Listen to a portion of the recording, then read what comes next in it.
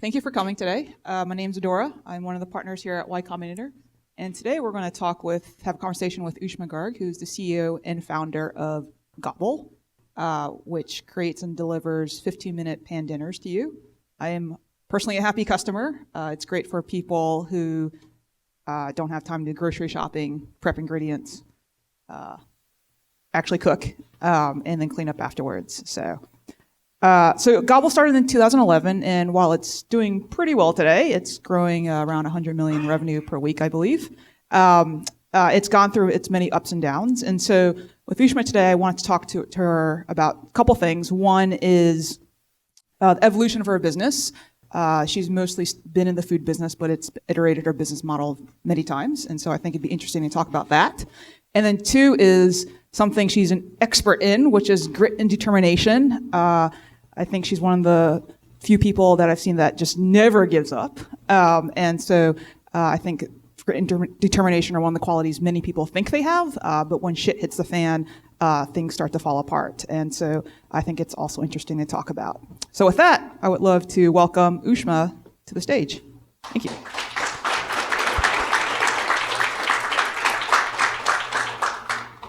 Thanks for having me. Thanks.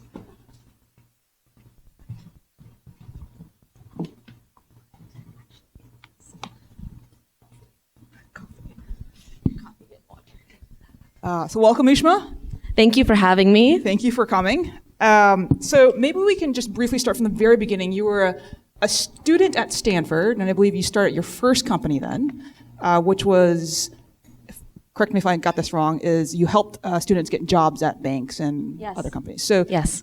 can you say, obviously that didn't work out, and you did Gobble instead, but can you explain why that didn't work out and what made you think that you should just move on from that idea? Sure.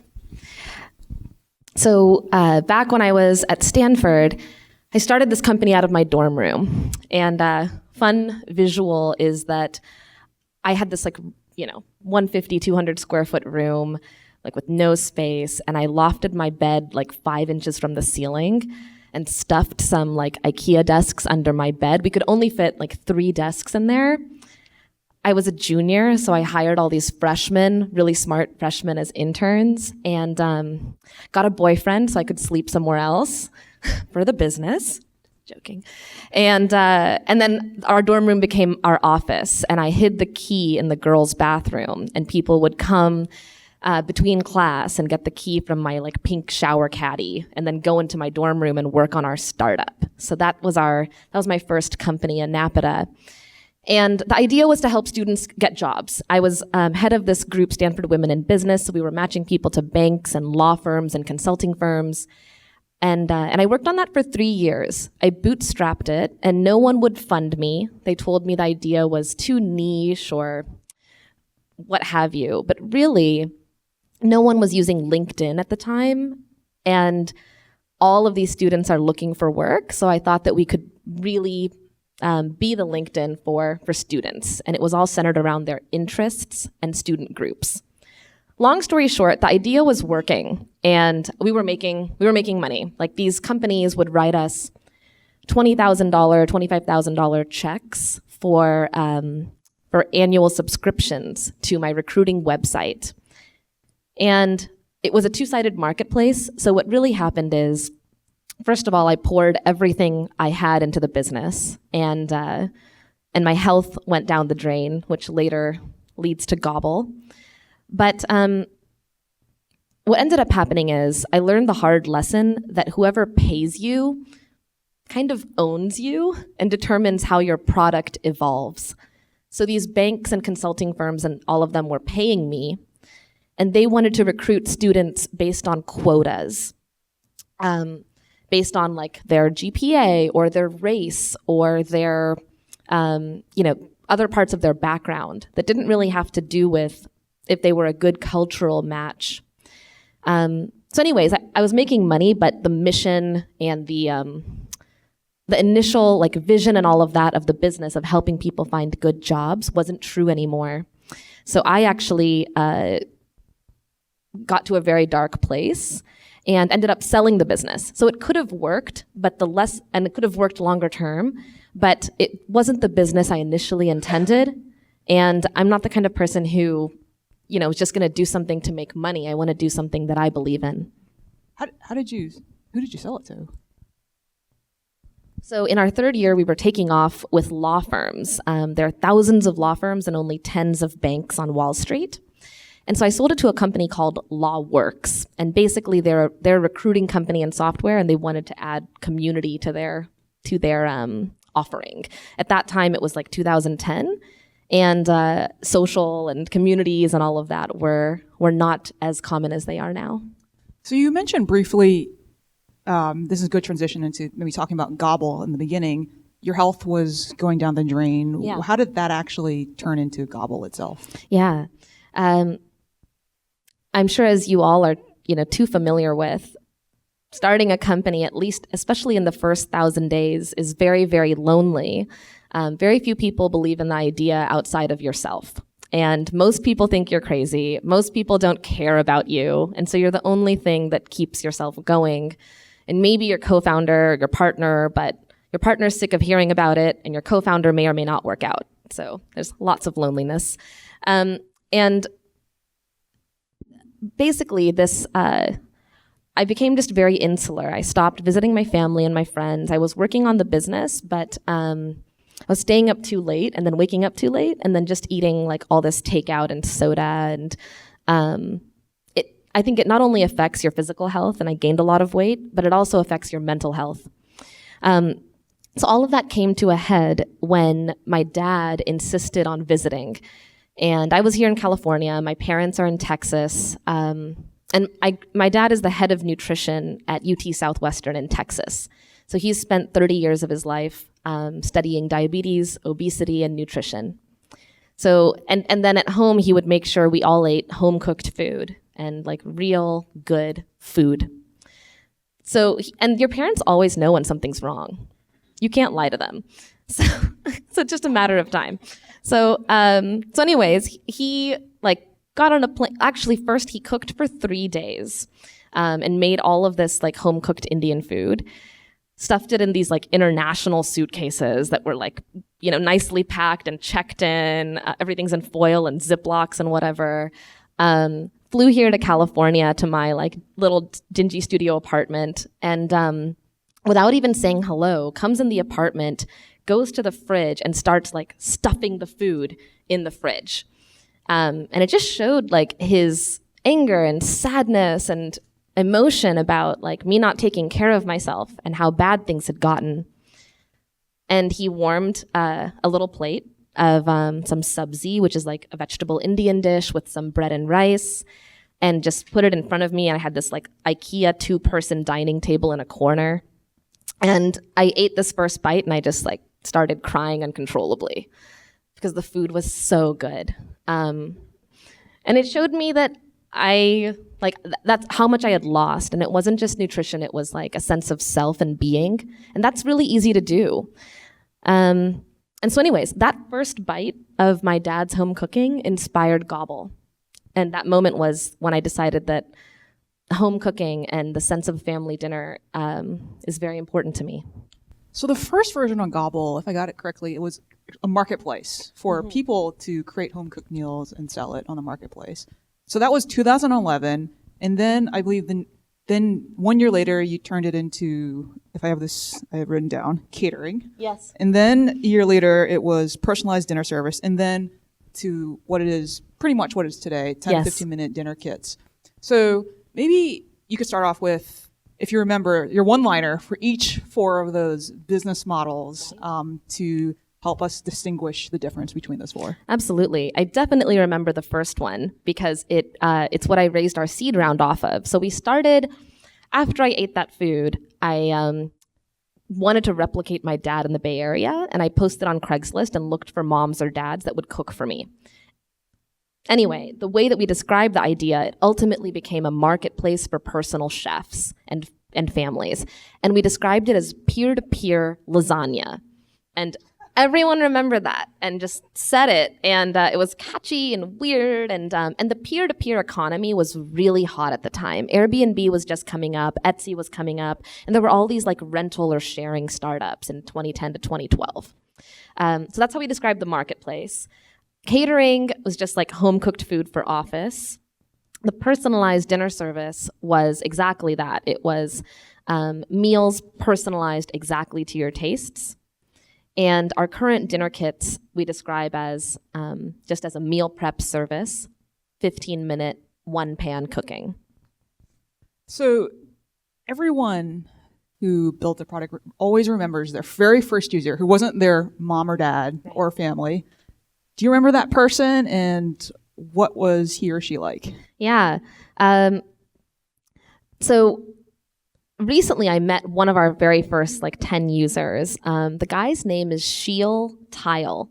And it's really funny. I actually met him, and he was a user of ours in 2011. So now it's some 7-8 years later. I met him a few weeks ago at a wedding in New York. And he was like, "Are you Ooshma?" Like, yeah. And he was like, "I used to eat your food." And he, your product goes through so many iterations that when someone remembers the first website of yours and all that, those bugs and things, it's really special. He was a Stanford student, and he would email us pages of feedback, every time he tried the food. And so it was kind of the canonical early adopter. That's someone who really wants to work with you and who wants to help improve your company and make it good for them and for everybody else. So in the beginning, you also did a lot of unscalable things to get users. I read you did promo cards everywhere. You went to Starbucks and I guess bothered people to order from Gobble. So a lot of those things probably didn't work, but anything that you remember that actually worked? Yeah. There are two things that worked. And I was reflecting on this. One of them is, I guess the things that work is when you're just starting out, you can't throw $1 million into Facebook ads in 1 week. But it doesn't also work to just talk to 10 individuals. That's too unscalable. So it's all about reaching micro groups. One thing I did is I would go to I went to all my favorite shops, like coffee shops, restaurants, laundromats, whatever. And I actually bought card holders on a equipment website and made promo cards that were business card size, and it said 2 free dinners, gobble.com, and it had the restaurant's name on the back. One of the first valuable innovations or features that we released into our product was the ability to accept promo codes, because attribution of your growth is extremely important from day one, or else I can't tell you what's working or not working. So there's zombie runners on California Avenue. It's this coffee shop, and it's inside a running store that used to be a movie theater. It's very weird. You should go there.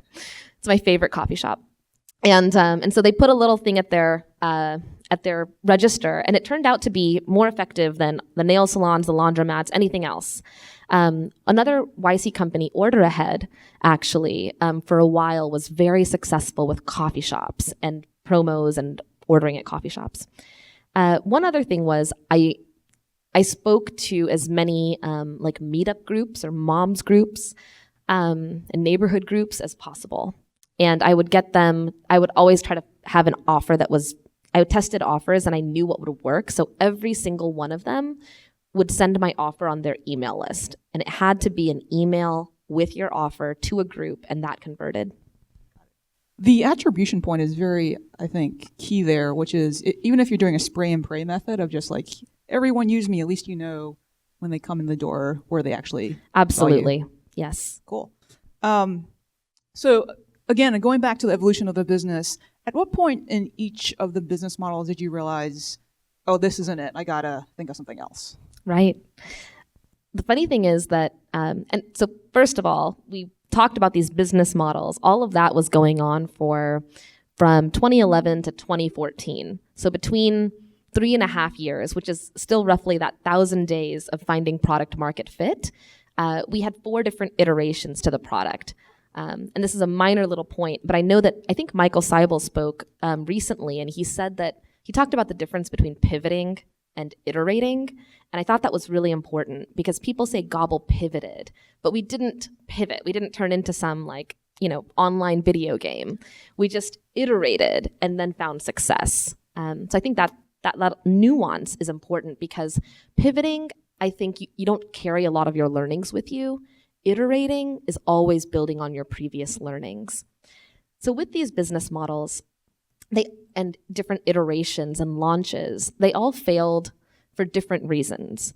We had a marketplace first, and everyone loved the food because it was this authentic, small batch, home-cooked food from like real people, Italian grandmas and Mexican moms and like Ethiopian chefs and things, and food you can't get anywhere else. That's not like ruined by capitalism, I guess. Anyways, that food wasn't scalable. So we started getting success with that marketplace idea. But when I asked this like Italian mom in San Carlos to make me 200 of her lasagna when she used to make 20 a day, it wasn't fun anymore. And she didn't want to make 200, and she wasn't a caterer. So that model, Airbnb is a peer-to-peer model that can scale, and it's sharing an asset, it's sharing a space. This is a peer-to-peer model that has a lot of like breakpoints at scale of quality, time, capacity, and so on. So that's why the marketplace model didn't work. We were supply constrained, not by the number of chefs, but by the juice we could squeeze from each of our SKUs on the marketplace. Then we pivoted to catering because we had built that marketplace with seed funding, and we maybe had like a half a year of money left or something, but one of our investors was very insistent that we pad our growth with money and we do something that'll definitely make us money. And so I went into the catering world. Frankly, to me, I think it's very easy, and I didn't really want to do it. We got like Box.net and Pinterest, and these companies signed on, and they rarely quit, and so you're just making this money in the background. We did that, we made good money, and we showed growth, but the problem is that when we went to raise Series A, the investors asked, how much of your money is from families and the model you're pitching, and how much of your money is from catering and from enterprise?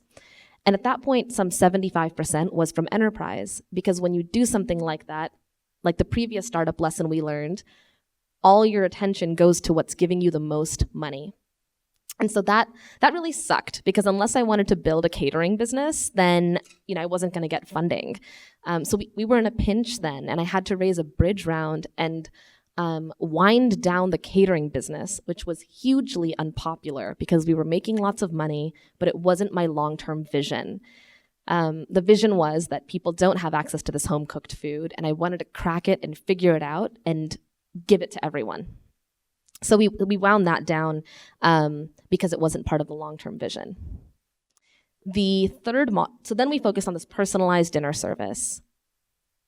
I still today think that the power of personalization, what Amazon brings to e-commerce and what Netflix and Spotify bring to movies and music, that level of personalization has not taken off in food. And just like Google with search, the company that cracks it in food, I think, will be like the long-term winner and have all these learnings built on top of each other to where you build a long-term sustainable advantage. So that's what we did with that personalized dinner service. We took these chefs and then we started using restaurants and caterers, and we focused on the technology because that's the talent that we had in our headquarters. We had engineers and product people. So we focused on the tech we allowed people to give us whatever taste they wanted. So we ended up getting like thousands of picky eaters and people who like didn't eat nightshades and they were vegan, but they still didn't like olives and lettuce and like crazy stuff. And no matter what your tastes were, I said I would feed you. And so anyway, that model really stretched our technology. And by doing the hard thing, we learned. If you're a vegan and don't like lettuce, what are you eating? I know. I don't know. Like lots of beans. So you move the business model a little bit each time, or quite a bit actually each time. And so one of the difficult things in doing that is taking the risk and bringing down your current business for hopefully future success. And that, I think a lot of people actually don't do that because it's very, very scary. They just keep pushing the current model, trying to make it work. So was it scary for you? And like, what was your thought process in like actually just saying, nope, not going to do this enterprise catering anymore, even though it's making me tons of money? Right. It was so scary. It was really scary. And actually, some of our investors would like call me into their office and just use it as like me as a punching bag, and like sit down at their reclaimed wood table in their kitchenette or something. And they would like, I'd be sitting and they'd stand up and they'd be like, and every time there's new startups coming up, the grass is always greener because the investors know all your problems and they don't know any of the other problems. So they would be like, this company Munchery is starting and this company Order Ahead is starting and all these companies are starting and like, what are you doing? And it was much louder and much worse than that. But I have found, I think that's what you mentioned earlier about the grit and determination. I don't know if it's learned or what it is. Over so many years, I have found that I cannot listen to anything. There's nothing more loud than like my gut. And it just, when you know something and you've been in it for 3 years or thousands of days, you can't avoid it. You know what you have to do. Other people think about you like 1% of the year, and just in the 1 hour meeting. And so I think early on we put a lot of weight into investor meetings, even into YC partner meetings, into all these meetings. And it can really throw you off your game for a few days. You're like, oh, this one person didn't like my idea. Who am I? It's just something you have to get through. And I would always try to justify each direction with logic and with market drawings. And one book that really helped me was Blue Ocean Strategy. It's my favorite business book to date. And it talks about how companies broke through the noise in existing industries. It talks about Southwest Airlines, Yellowtail Wine, and some like really interesting companies and that no one thought would work. And it gives you a framework with which to think about your company. And I would draw that framework and keep using it as my North Star. In a previous talk, and let me read this so I get it right, you said something pretty insightful, which is product market fit is not just an aha moment. It's a summation of lots of broad experiments and micro-learnings over many years. Can you briefly expand on that? Like a common mistake is for people when they look at product market fit is to just look at one metric, and then if it moves in one direction, then that's good. So what did you look at the beginning and how did you visualize this summation of stuff? Yeah. Ultimately, I think that product market fit is the center of the Venn diagram of ability to grow on one side and retention on the other side. And so if you look at our history, in the marketplace model, we weren't able to grow because of the chefs.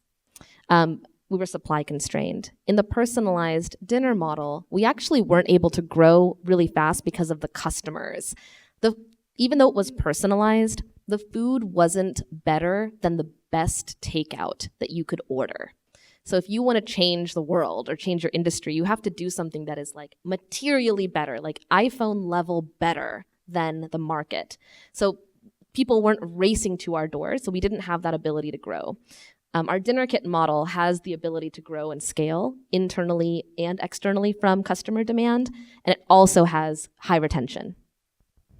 So moving on to maybe more about grit and determination. So in the beginning, at Stanford, you were a bioengineering major. Yes.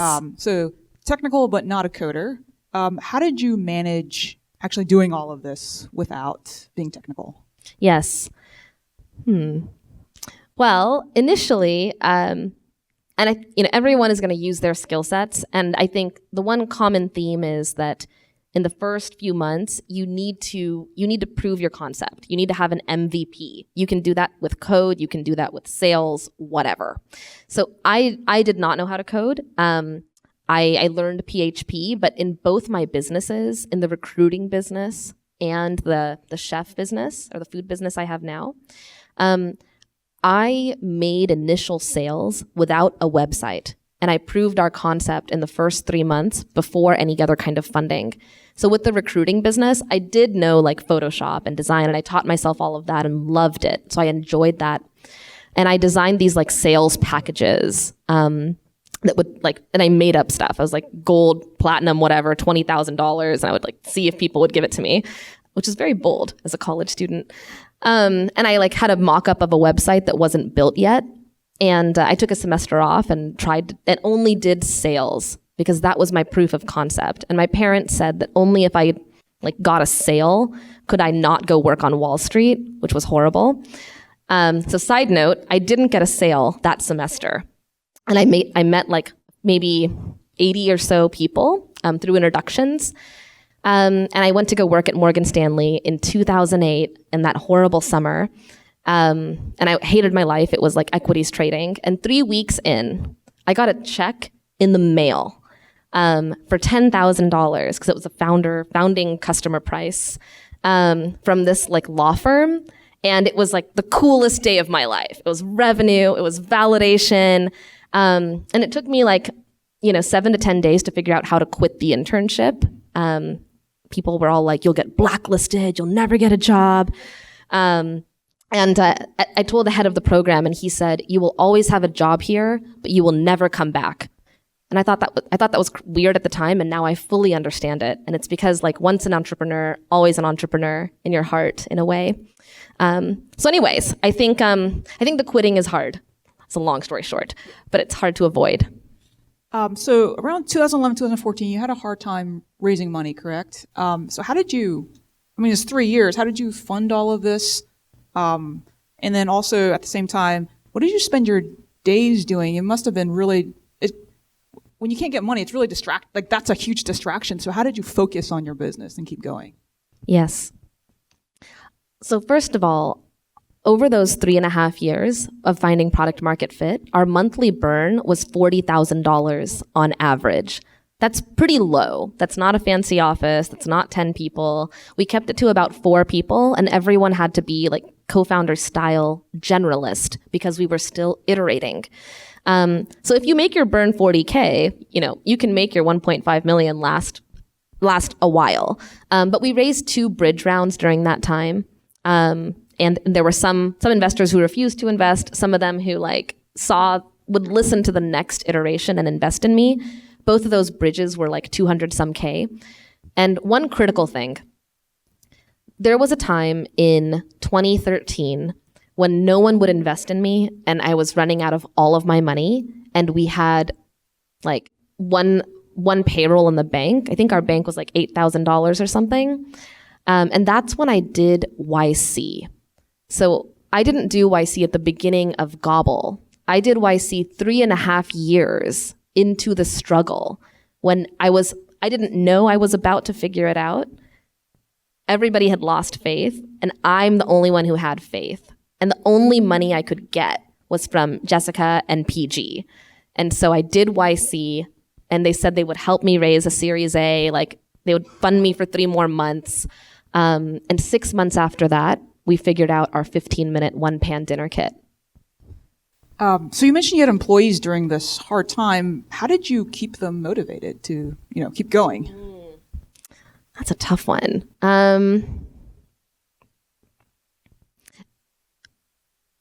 I think that there's a lot of turnover in the early days, and even in like the later days after venture financing and you're learning how to hire execs. But the employees that ended up lasting the longest were by referral. And so there was some like shared values and shared trust there. And I also really clued them into the hard times. Sometimes you think you're protecting people by not telling them, but actually your closest employees, especially when you're 4 to 6, if you bring them into the challenge, and if they are challenge oriented, they will stay with you. But if you hide it, then they're not really feeling that excitement and that challenge.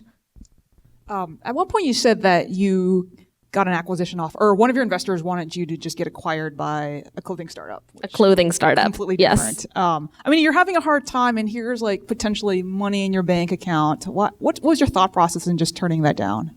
Yeah. I've thought a lot about this. Right now, even in our space, there's a lot of consolidation in the food space and the meal kit space. If you like see the news, it's very popular drama in the news. There's all these companies like Facebook or Snapchat or this or that have turned down different offers over time, and sometimes it's right, sometimes it's wrong, judged by society.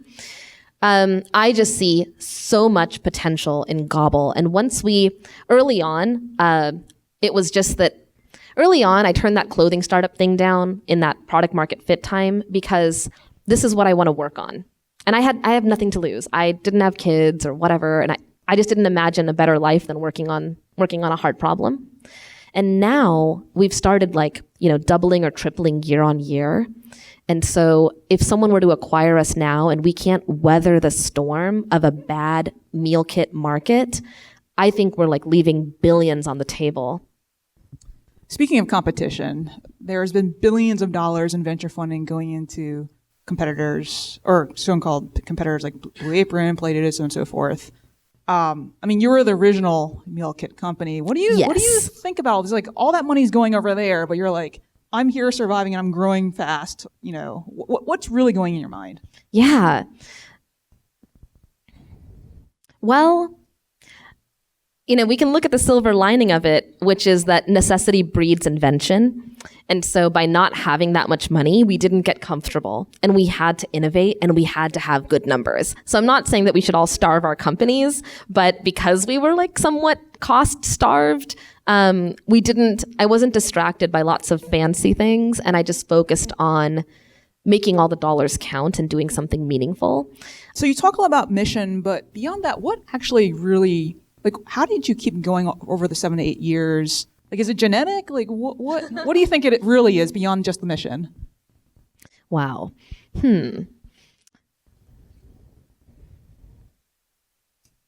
Man, maybe it is some kind of nature nurture thing. If mission is a big part of it. But with regards to the grit and determination thing, from an early age, I think I just my parents wanted me to go to this school, this all girls school, and I hated my current school. I was bullied a lot, and there was bad phrases and racist things on my locker and bad stuff. And I applied to this girls' school in kindergarten, and I didn't get in. And then in first grade, and I didn't get in. And in second grade, and I didn't get in.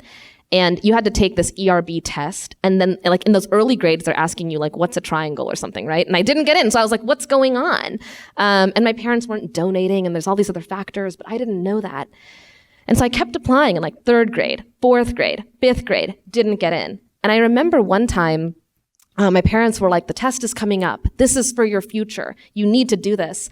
And I was just so mad. I just remember being so defeated and so distraught and I was letting them down and I didn't want to take the test. I was who needs this school? Forget it. It's stupid. And I took the test and I still didn't get in. And finally, in 7th grade, I got into that school and it changed my life. I used every resource they had. I started new organizations. I got funding from the principal of the school to start a model UN society. And I saw it in a different way. And I seized the entire opportunity when I was there because I knew how special it was. And I worked so hard to get there. And so somehow early on, that was one experience, but there were experiences like that I just learned that life is about hard work and it's about lead bullets. And I'm always enamored by these real overnight successes. I think the most overnight successes are 10 years in the making. There are some flukes that are 1 year, 2 year, 3 years that the media celebrates in a disproportionate amount. And I'm always very enamored by them. But the only way that I know is this lead bullets, grit, do not give up strategy. You were a very ambitious third grader. Kindergartner too. Thank you. I wish we had known you back then. We would have just predicted all of this and funded you all the way back in kindergarten. That would have been great.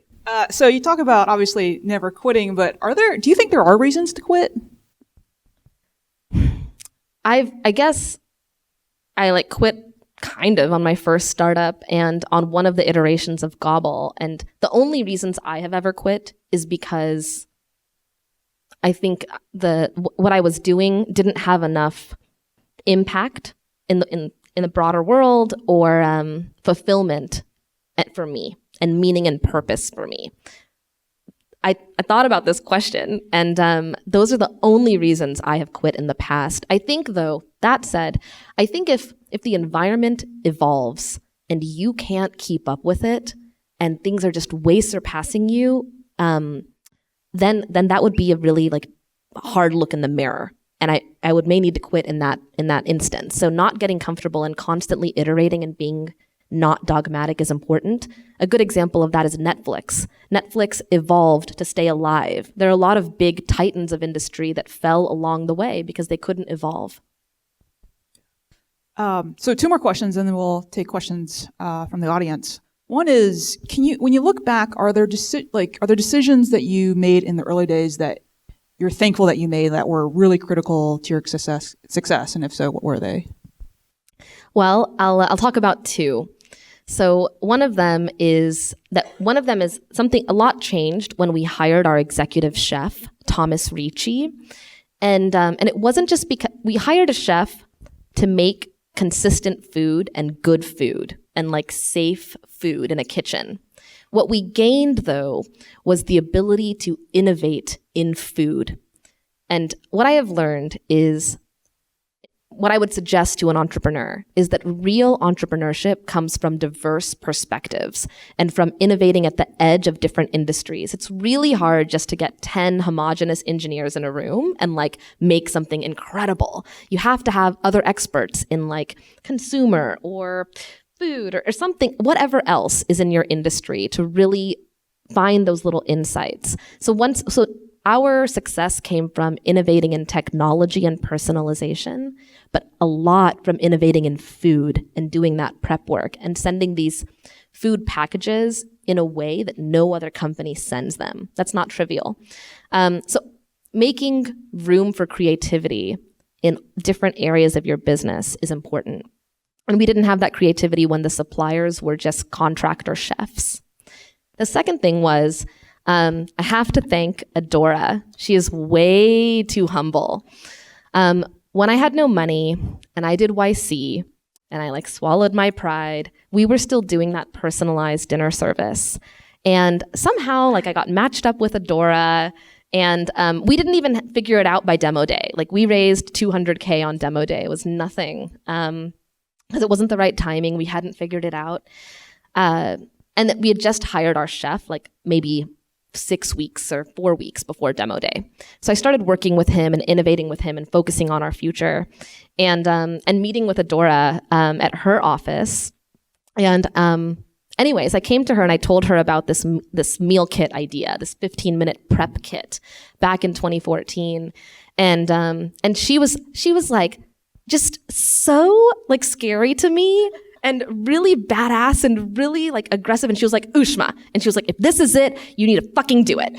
And she was like, you need to do it now. And I was like, okay. And she was like, how fast can you do it? And you kind of want to impress people. So I'm like, I don't know, like 2 weeks. She was like, great. And she was like, and so, I mean, she basically was like, we had 4 weeks. So she was just like, it was in July. And I remember because it was August 1st. And she's like, do it by August 1st. I was like, okay, great. And, she probably, like, I don't even know if she remembers all of that, but that's what I thought of every single day for 30 days. And I shut down that personalized dinner service, and we were doing maybe like 1.5 to 2 million in ARR, but it wasn't going anywhere, and the food wasn't different enough. And when we had tested and R&D'd these like prep kits where people cook it themselves and feel like a superhero, that was magical in our testing and our customer visits. So within 30 days, we just ripped the Band-Aid off, shut down that business. It was the highest revenue-making iteration that we had ever built. With every iteration, we made more revenue ultimately, even though we shut it down. And then on August 3rd, we launched this thing, and I emailed Adora this like long email of, here are the screenshots, here's this. And I was using her to hold myself accountable. And I was like, it's launched, you know? And that was the best decision of our lives. And so just speed to execute. And the other lesson is like finding people who are in your corner. You need people who are in your corner, and it's okay to not talk to the ones who aren't. But finding people who are in your corner who you can use as an inspiration to motivate you is really critical for speed. Cool. Yeah, one of the things tell people frequently, just do it already. Yes, Do it. exactly. You have the idea. Stop middling. Just do it. Okay, so last question from me is 50 to 100 years from now, Gobble is going to be even bigger it is today, but what do you think it's going to be? Wow, in the 50 to 100 year vision, I actually want Gobble to be, let's call it the Disney of the home. And my thing with Gobble is about creating magical experiences at home that are easy and fit into this busy life. For any kind of person, like single parents, hourly working, affluent people.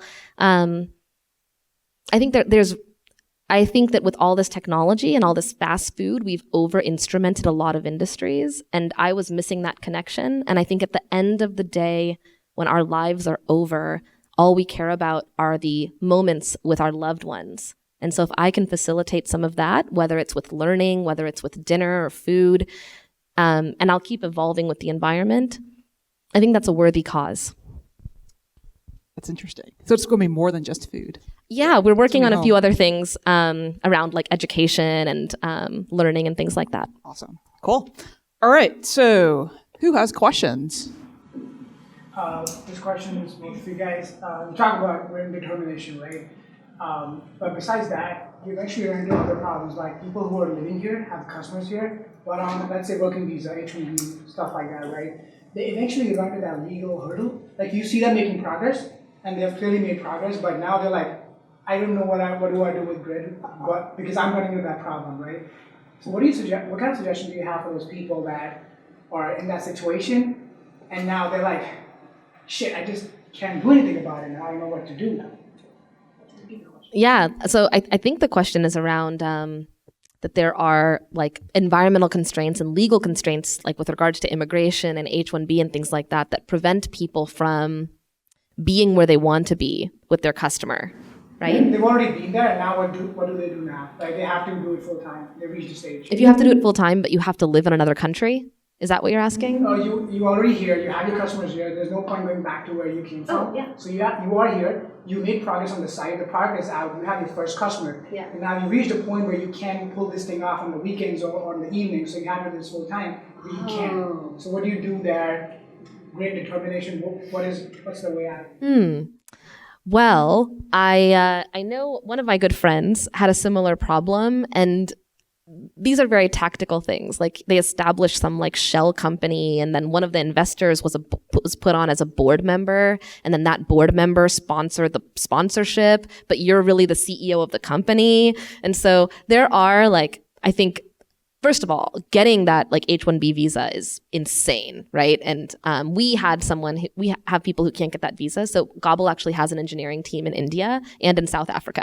And like, we're just waiting for the visas. And some people have been waiting for like 14 months and they're still working for us remotely. So in those situations, that's nuts. And now there's very few loopholes. But if you already are here, sometimes there's some things you can do. I think like YC has helped with some of that stuff. If you're making revenue and you have an actual company going, there's ways to go about it. I would just talk with a lawyer.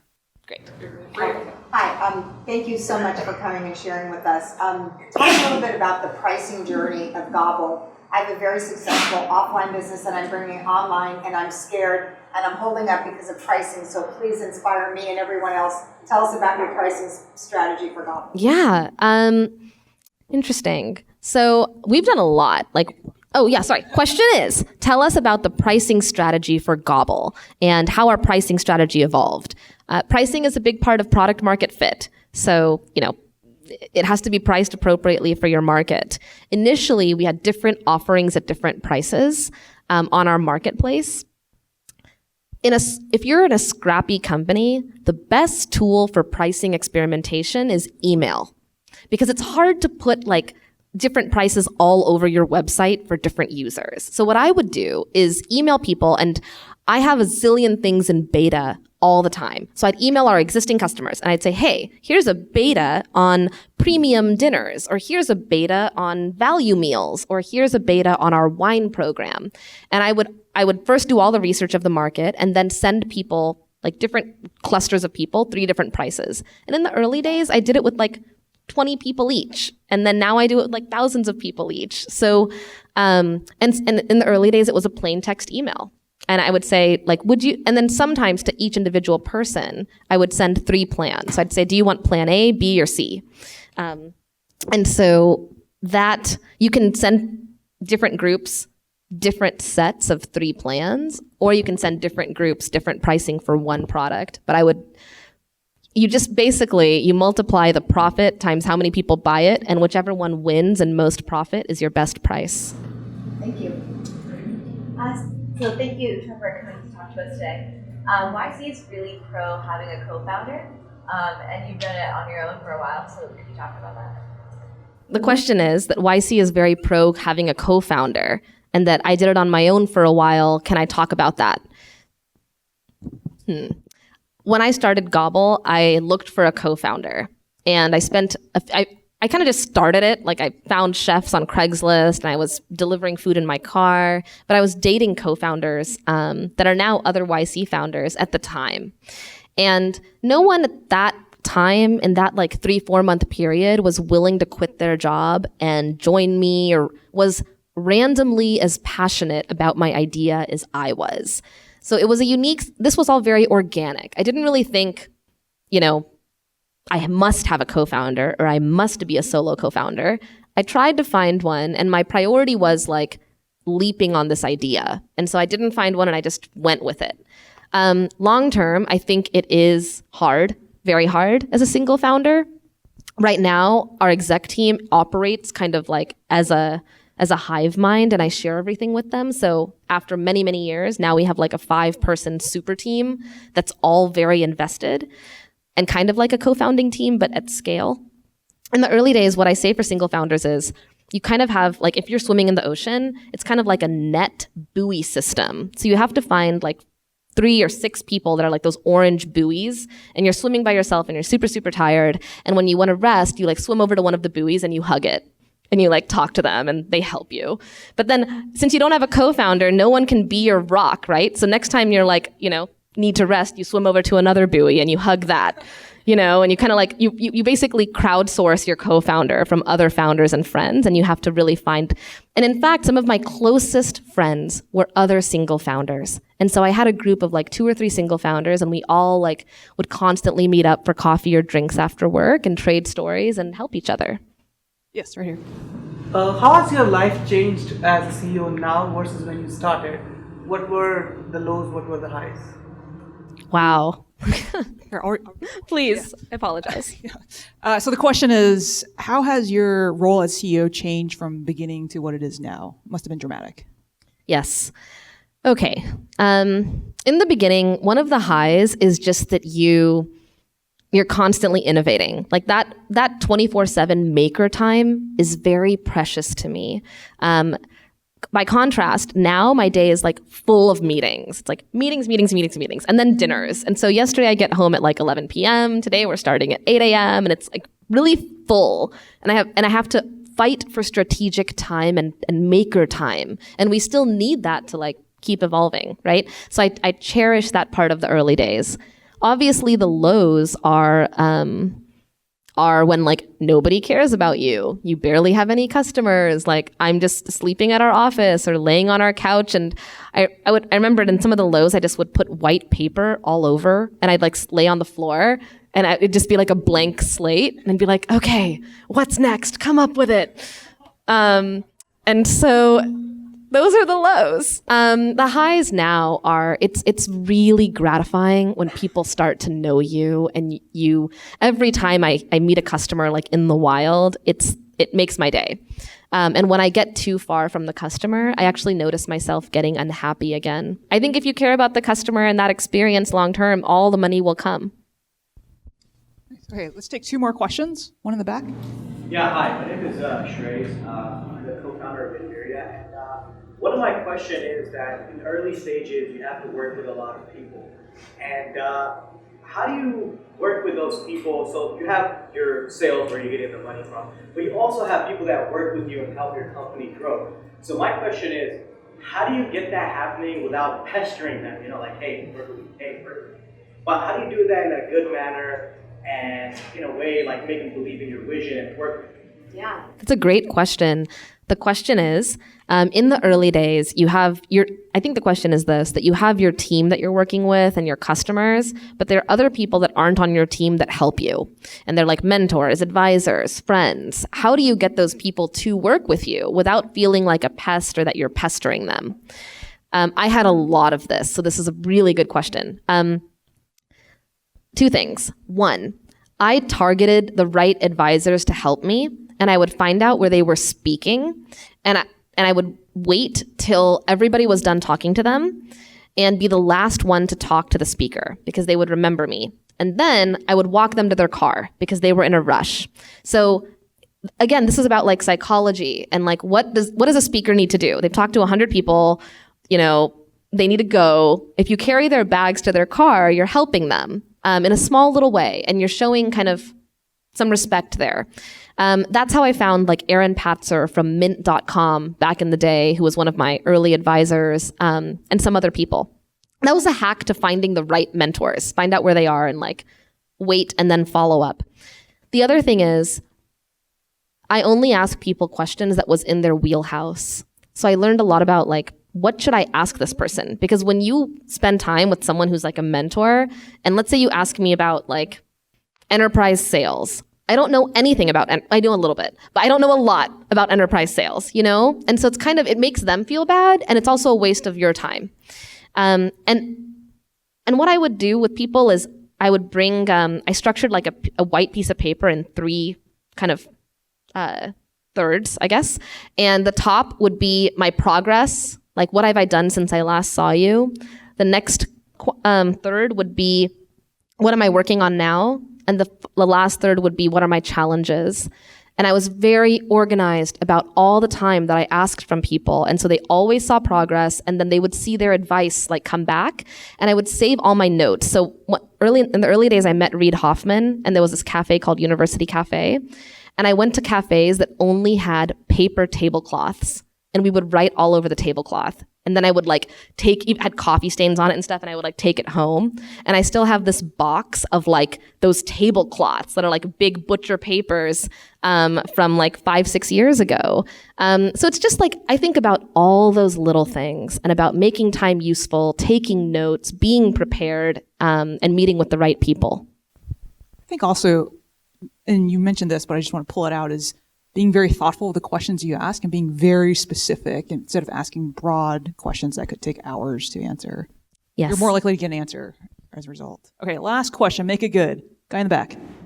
Hi, my name is Mark Raphael. In fact, I was so eager to hear you today, I left my exhibition at TechCrunch to come here. Oh my gosh, thank you so much. My question is about investors. Actually, you said that you struggled a lot to get investment at the very beginning. You gave us some hacks, how you get customers, recently how you get mentors and advisors. What did you do? Did you develop some strategy over time to get good investors? Wow, great question. The question is, we talked about hacks with getting customers and what are the hacks around getting investors? Because I struggled with getting investors in the early days. I think as you observe all your friends, everybody has lucky kind of or easier fundraising rounds, and everyone has hard fundraising rounds. So even if someone has it easy right now and you have it hard, it's okay.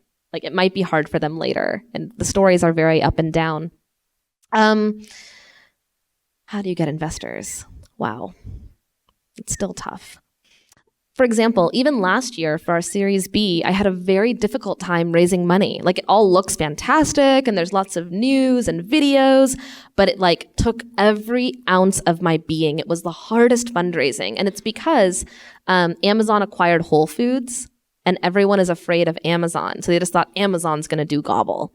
And also because Blue Apron went public and they don't have a lot of defensibility, and there's lots of companies that are repackaging groceries.